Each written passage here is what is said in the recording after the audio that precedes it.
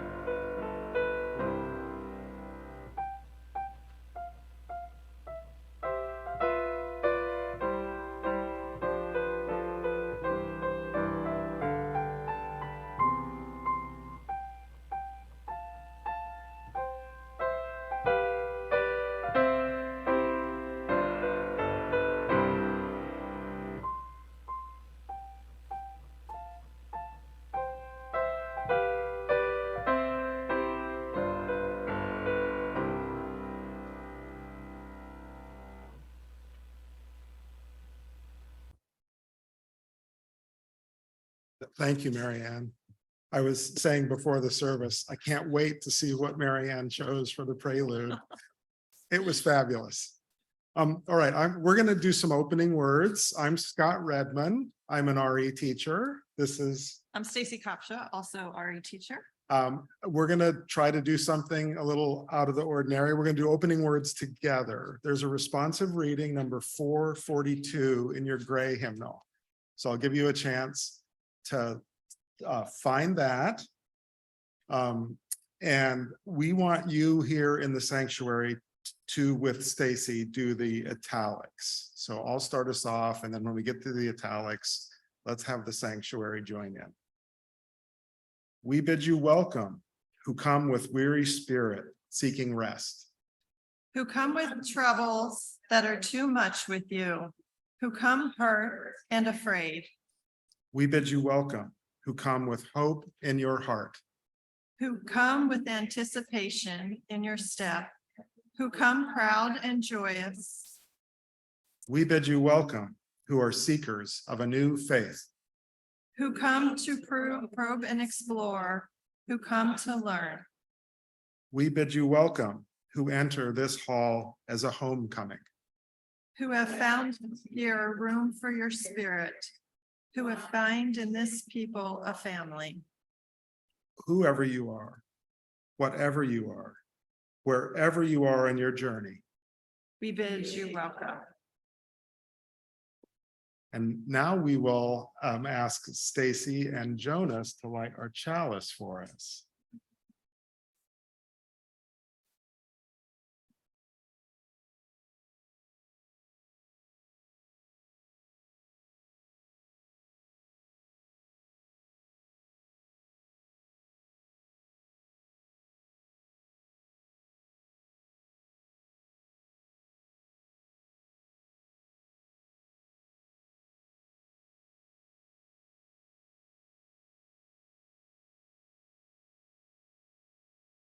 Now let's join in the unison reading. Thank you, Jonas. Thank you, Stacy. We light this chalice in deep respect for the mystery and holiness of life, in honor and gratitude for those who have gone before, with love and compassion for those who dwell among us, and with hope and faith for the generations to come. If I'm remembering the order right, I think we're going to do an opening hymn now. And it's the same title as the title for our service, Love Will Guide Us. And Patty has agreed to help be our song leader. No, thank you. 131, yes. And rise if you're able, and because this is a fun one, you need to get those lungs working.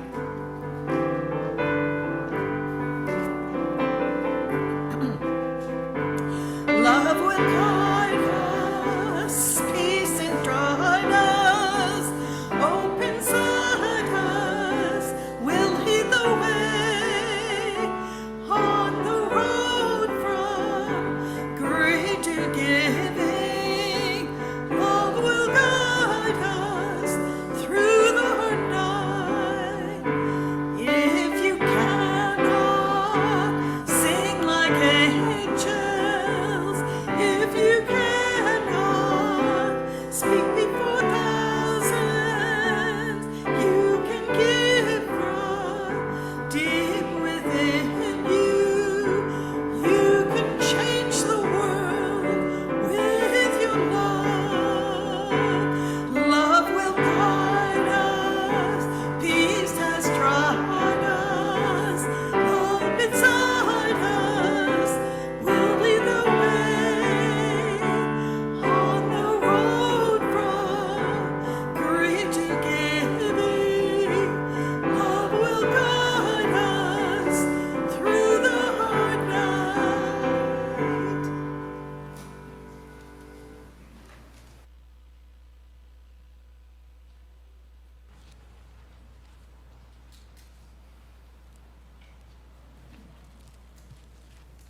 I think I have a mic on up here. Does that sound right? Yeah. All right.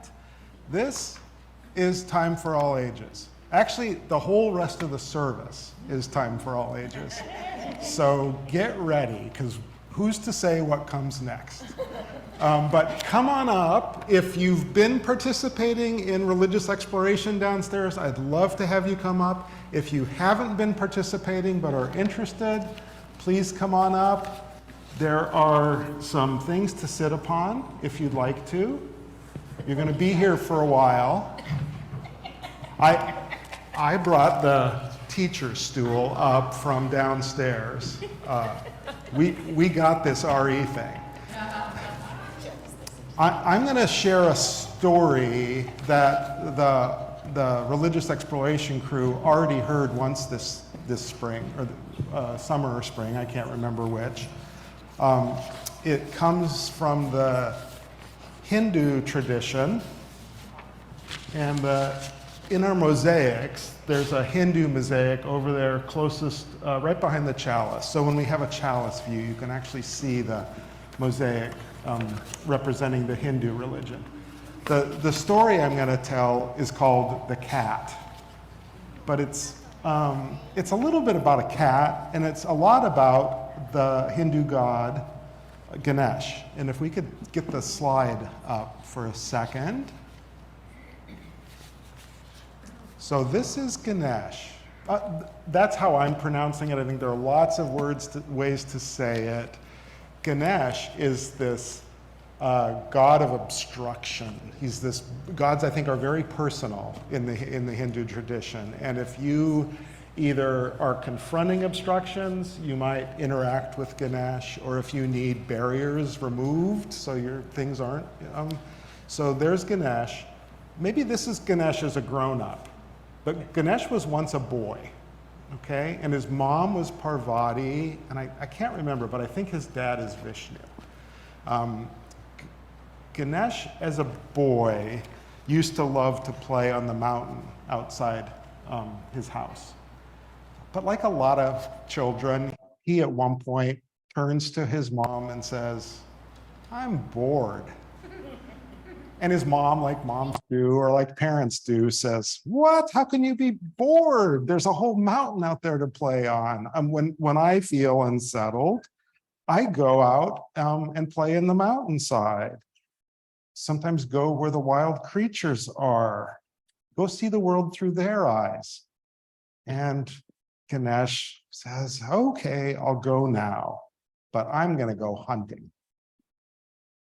And sure enough, he goes out, and on his way out, he finds a stick that he can pretend to be some sort of hunting implement. And he's thinking to himself, he's very imaginative, "I'm going to be the greatest hunter of all time." I go out. And when he's got his stick and he's headed out to pretend to be a hunter, a cat crosses his path. And the cat runs off. And the hunter, the pretend hunter, Ganesh, runs after the cat and chases the cat. And the cat runs off like cats do, hiding, screaming, its tail gets big, maybe its back gets arched. Well, Ganesh catches it and isn't nice to it. He's not nice to it. And finally, the cat just plays possum. Do you know what that is? Plays dead. Like, "I give up." And Ganesh says, "This isn't so much fun." And he trudges on home. And when he gets home, he sees his mom, Parvati, and she is all bruised up. She has scratch marks and is knocked around the head. You know how cats sometimes get their ears all like misshapen? Well, this poor cat. And Ganesh says, "Mom, what happened?" And she says, "You did this to me." And Ganesh says, I didn't. No, I didn't. I was out playing." And Parvati says, "Think about it. What did you do? How were you playing? Where were you playing?" And she's like trying to make herself feel better, like the scratches, the pain she feels. And a nice story. It's going to be a nice story. It has this troublesome moment, doesn't it? When mom isn't doing well. And finally, mom convinces Ganesh that in fact, by what he had done to the cat, he had done to her. And she says to him, remember this for all your life. When you hurt any living creature, you hurt me. And Ganesh says, but I didn't mean to hurt you. And his mom, Parvati, says, but you did mean to hurt the cat. And at first he tries to say, no. It was only a game. And Parvati says, and here's how it ends nicely. Charles is right. Perhaps for you, it was a game, but as you can tell, it was no game for me. Take care that in your play, you do not injure others and cause them grief and fear. So how about that? That's an example of what we learned about in RE, religious exploration, this year. And I'm going to ask the kids, unusually, we're taking over today. So beware, stay up here. Okay. We're going to do some other things in the service, and then we'll come back and have a conversation about the kinds of things we learned in RE. So there's no chance to sing the kids out today. We'll just go straight into what comes next.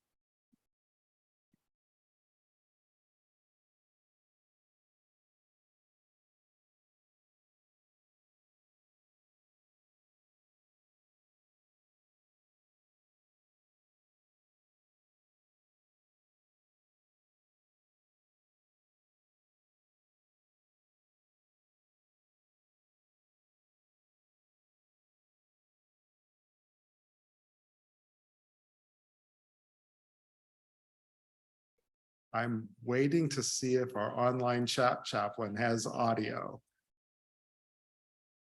It's the cue. Oh, yes, she does. Sorry. We're taking a pause here to invite you into a time of generosity.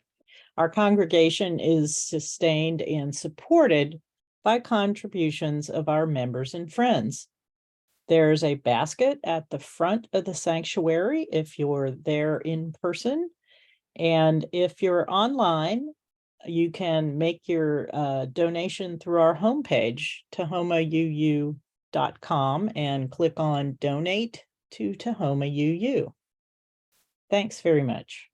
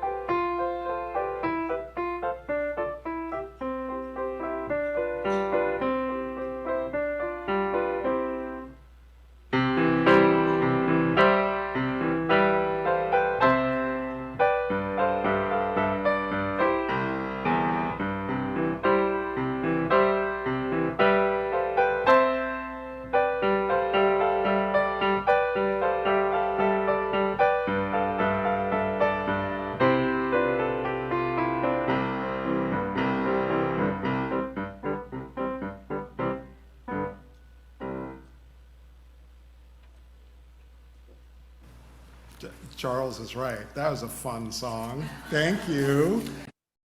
And I bet Debbie thinks so too. I can't think of the Beatles without thinking of Debbie Cafazzo. So thank you for Thank you. choosing that, playing that. We're going to now dedicate our offerings. Please join me in these words. We dedicate ourselves and our offerings to the work of this congregation, weaving a tapestry of love we call community, both within and beyond these walls.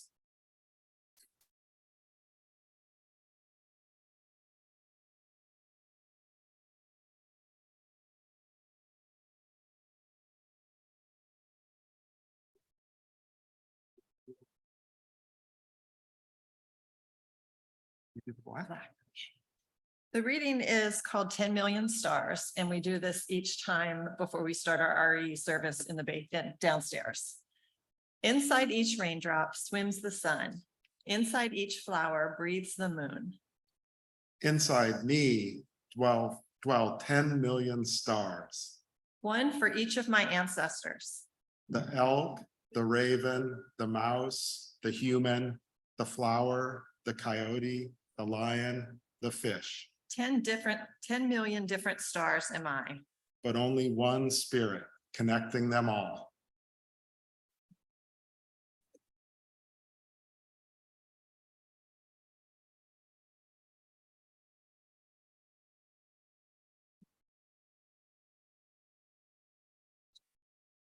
The first reading for today is an excerpt from the introduction to the RE program that we chose, which is the Love Will Guide Us curriculum. And it's taken from the Tapestry of Faith from the UUA website.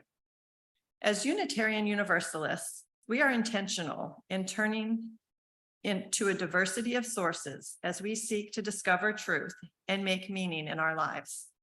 Drawing on the wisdom of ages as expressed in many different traditions and cultures, along with our own direct experiences, engage theological questions about the origins of life, the meaning of death, and what it means to be human.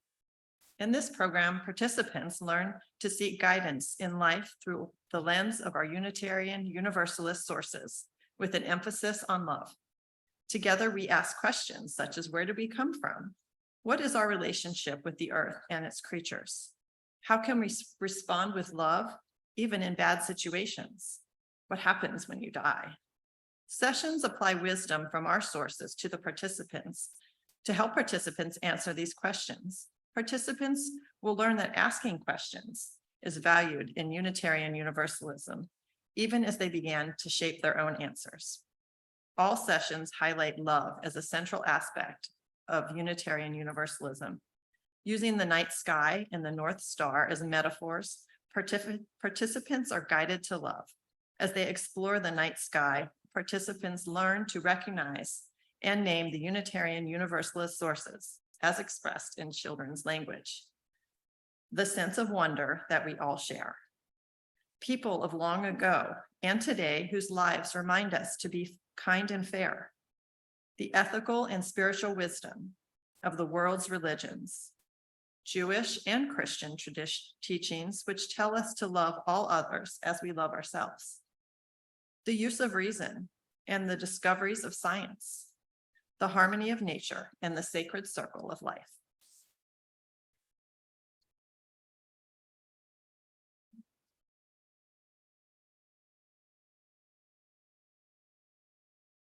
Well, I definitely rely on the teacher's stool. I am not comfortable getting down on the ground with this crew. And they've let me know that it's okay that I'm 10 times older than some of them, but I still get to participate in RE. It's been pretty fun. So we call this thing religious exploration. You might have grown up thinking of it as Sunday school. For us, RE is both what we do for the younger among us, but it's also religious exploration is also the lifespan exploration that we do. We've at times, most times, had a director of religious exploration, sometimes both for youth, children and youth, and for adults. This spring, we just got restarted with RE. And I want to shout out to Tandy Rogers, a longtime member of this congregation, and our president extraordinaire, Chrissy Kim, for really like saying, now's the time, we got to do this. And so many of us said, yeah, we got to do this. So another shout out would be to my co-teachers. We had no real leader, except maybe I'll nominate Stacy as first among the three of us, but Stacy Kopcha, Andrea Frickleton, and I were the leaders of RE classes downstairs from right after Easter. Thank you. And we need to keep this going, which means we probably need to spread the burden out. I mean, the joy out. We got to share the joy. Andrea is staying with it. I'm going to try to stay engaged with the worship committee, and so we'll have less time for RE. Stacy's taken a term on the board. She should have less time for RE as she picks that up. So please join in and help us. And Chrissy, maybe you could come up and share some of what Andrea Frickleton had to say about being an RE newbie.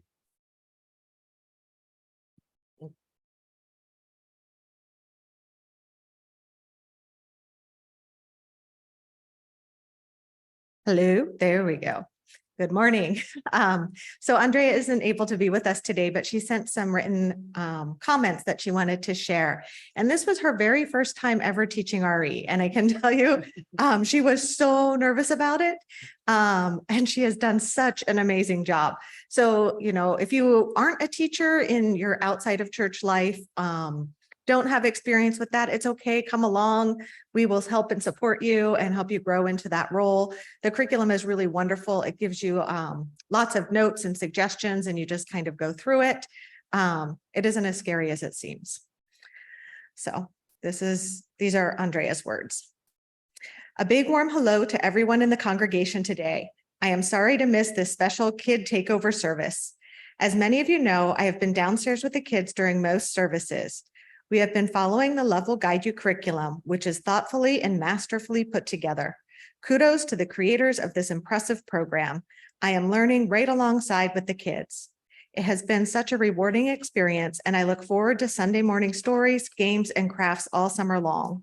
It is a joyful way to give back to this congregation, which has come to mean so much to me. Thank you, Andrea.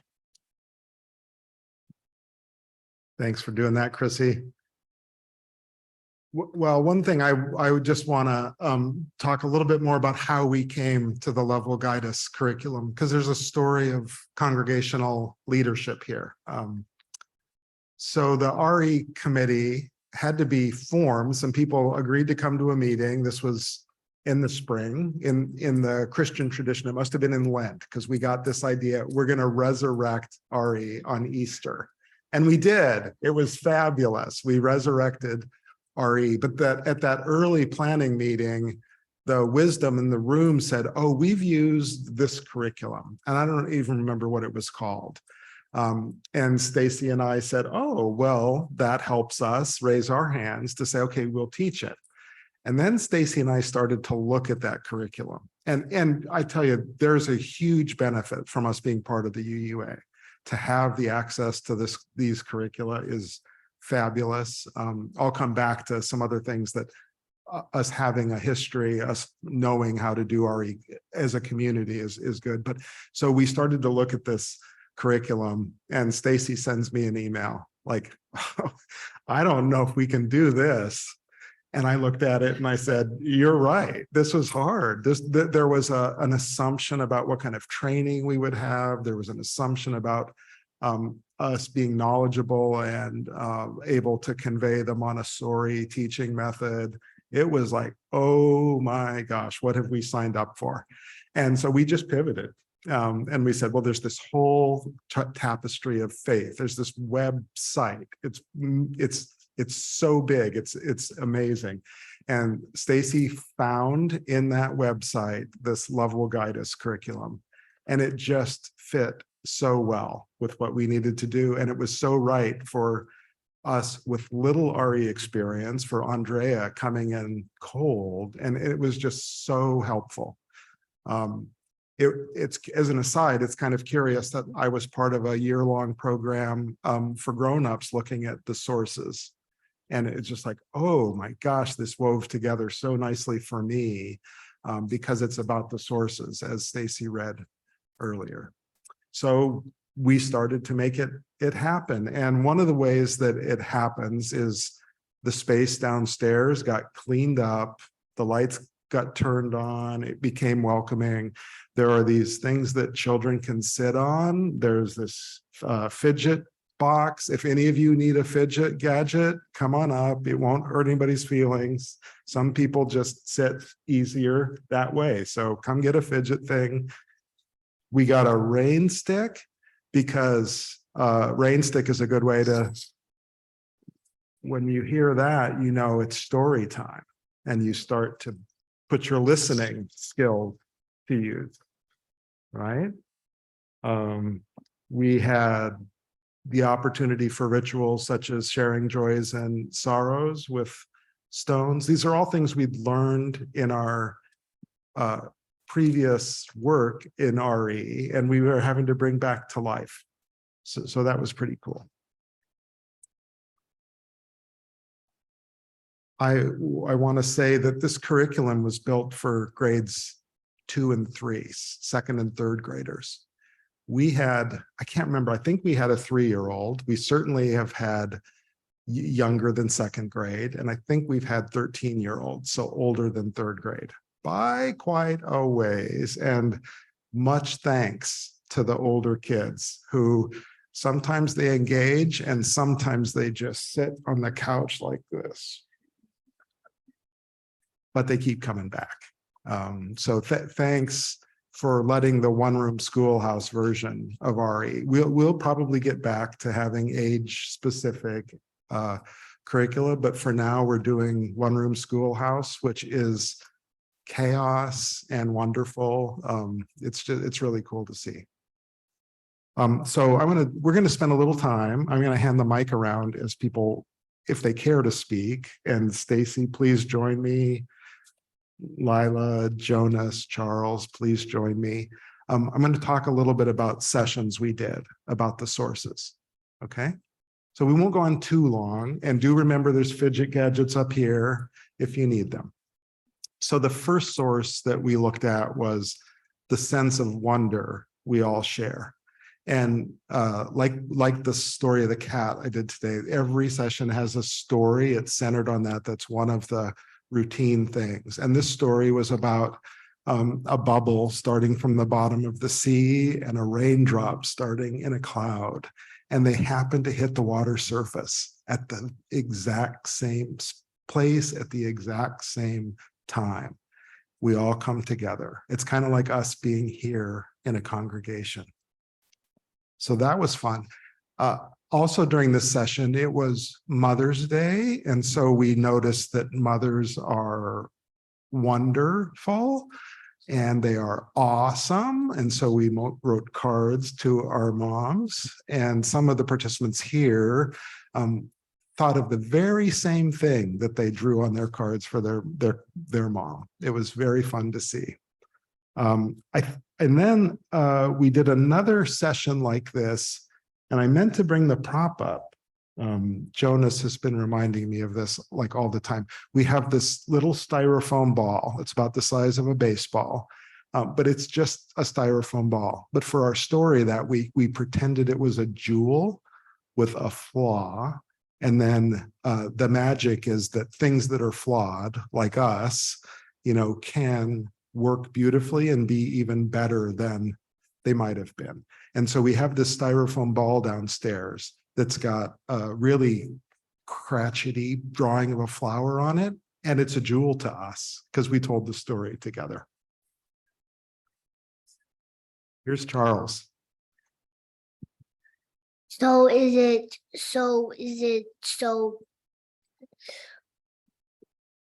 I can't remember. Okay, he'll think of it later. The The other source that we did next was the use of reason and the discoveries of science. And I'm pretty sure we've done a couple of different sessions on this. The one I remember is we had a flip chart page with some statements on it, and the group got to decide, is this a fact? Is this a theory? Or is this a belief? And my gosh, the conversation was so insightful that day. We were in the social hall. You can't really see outside.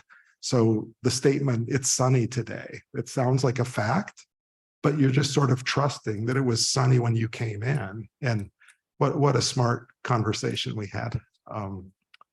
And then we heard about dinosaur bones being found in New Jersey and how that really created a whole new understanding of the genesis of the world. And then there was a session that Andrea led where she taught about Cecilia, and I'm sorry, I don't remember Cecilia's last name, but she went to Harvard, studied astronomy, and she was the very first ever person to get a PhD in astronomy. And we got to share that story. Anybody remember anything else about use of reason in science? I think that was me and Andrea who led those. I didn't go to the session about Jewish and Christian teachings, and those teachings teach us to love all others as we love ourselves. But I think Stacy led that session, and they told the story of Meet Jesus. And I think the words are either interpreted from the gospel or they're right out of the gospel, and the stories of Jesus's life. And then I think there was another session about the story about Rachel, who was a shepherd, and Jacob, who was a strong man who cried. But I didn't get to be there for that session. No, it must have been Andrea. Does anyone remember that? Maybe we didn't do that one, or maybe none of us were there. Yeah. And then the fourth one, we're getting there. We're at the halfway point now of the sources, in case you're wondering. Fidget gadgets still available. The harmony of nature and the sacred circle of life. And this one, the story that I got to tell that I liked a lot, involved, should we think of human life as a banana tree or as the moon? And we got to talk about something that's kind of hard to talk about. We talked about death. And so this isn't really a banana tree, I don't think, but think banana tree when you see this. This is a story from Madagascar. And in their origin story, they sort of wonder, should our life be like the moon, where we wax and wane, but we come back all the time? Or should we be like a banana tree, where we grow, create some fruit, some offspring, and die? And the line goes on because of the offspring, because of the fruit.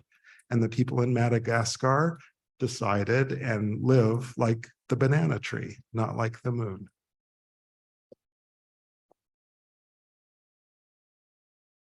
And then I think there was a recent session, so maybe again this was Andrea, it could have been you, Stacy, about love and gratitude and the story about the rebirth of the sun.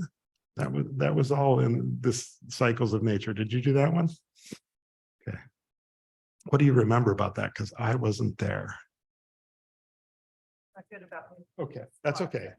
Does anybody remember? There's a curriculum we can read.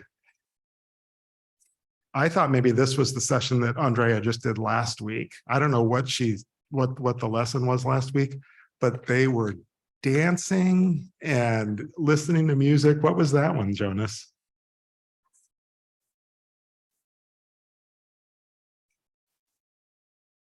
The hamsters? Yeah, last week it was the story where the wise hamster and the in the carriage, and they nearly got run over, and then the student was like yelling at the person driving the carriage, and then the hamster told them to stop because they were probably having a bad day or something like that.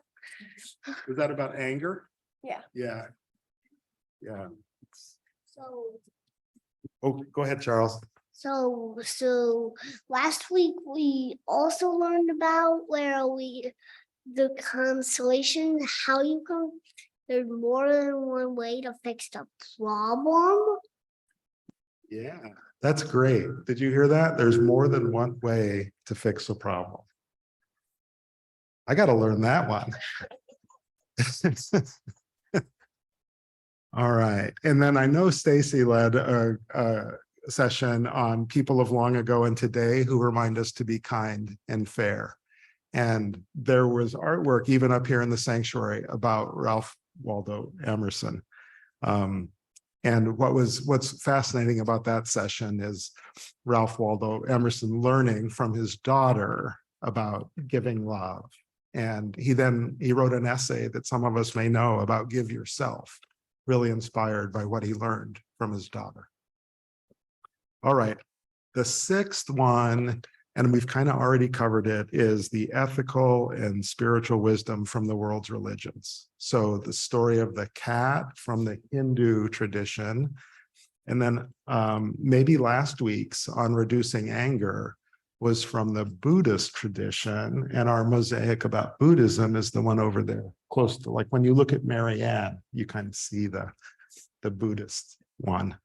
And so that's the one I think where Charles learned, and we should all learn, there's more than one way to solve a problem, and that we need to reduce anger, turn towards kindness.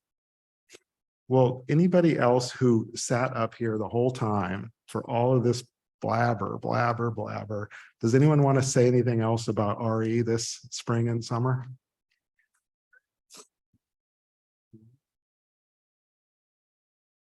Well, I just want to say thank you for everyone who made this happen. And I haven't said thank you to some of the most important people, the parents who brought their kids. Oh, wait, Charles has something to say. So remember gratitude for the parents, and let's hear from Charles. So this next summer we can learn about multiplication. Boy, can we learn about multiplication? That would be great. You might just have gotten me interested in coming back down to RE. That would be great. We'll have to figure out what the story is and what the connection to our sources is. But it's definitely there. The use of reason and science couldn't get there without multiplication. Oh, thank you. Yeah, that's a good point. RE works when you have a teacher, but to really work well, to really be legit, we have to have a second adult down there. And that's a volunteer. Sometimes that's a parent, that's great. Sometimes it's not a parent, that's super great. Because this intergenerational thing is amazing. All right.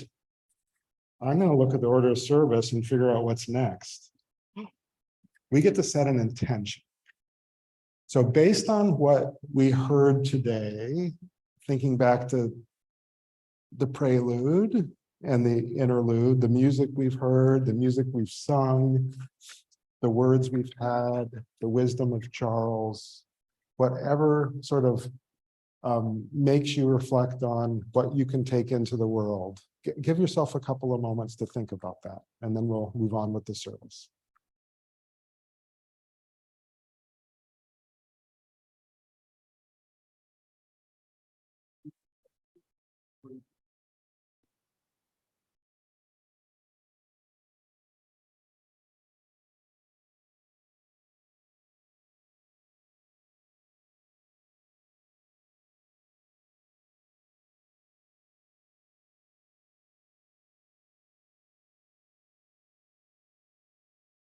All right, are we back on the pulpit? Nice.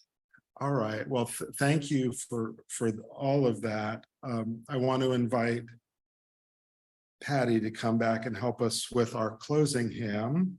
We're going to sing all 5 verses of number 298 in the gray hymnal, which is called Wake Now My Senses.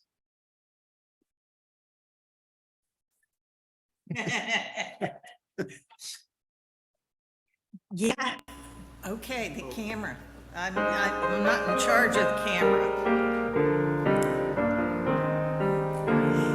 Stand as you're able. If not, just join with me. Wake now my senses and hear the earth fall. Feel the deep power of being in all. Keep with the web of creation your van. Give and receiving as love shows us how. Wake now my reason, reach out to the new. Join with each pilgrim whose quest for the true. Honor the beauty and wisdom of dawn. Serving the myth and praise the sublime. Wake now, compassion, give heed to the cry. Voices of suffering to light my sky.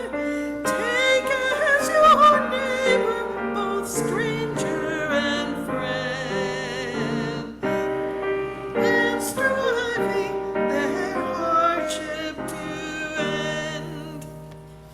Wake now my conscience, with justice my cause. Join with all peoples whose rights are denied. Take not for granted a privilege play. God's love embraces the whole human race. Wake now my vision of ministry clear.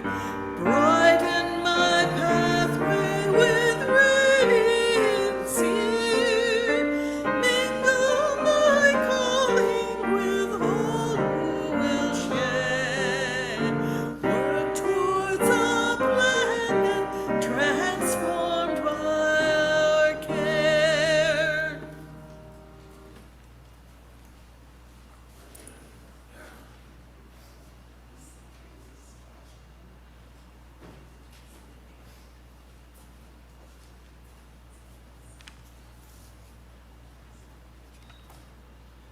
Some closing words. These are by Laura Lynn Bellamy.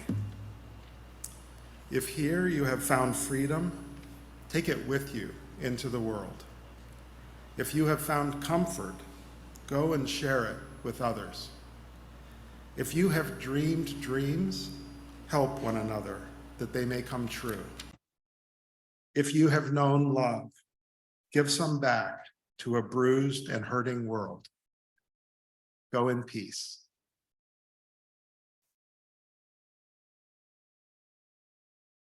And I've invited Lila, one of our RE participants, perhaps one of the most patient, to come up and extinguish our chalice. So let's say these words together.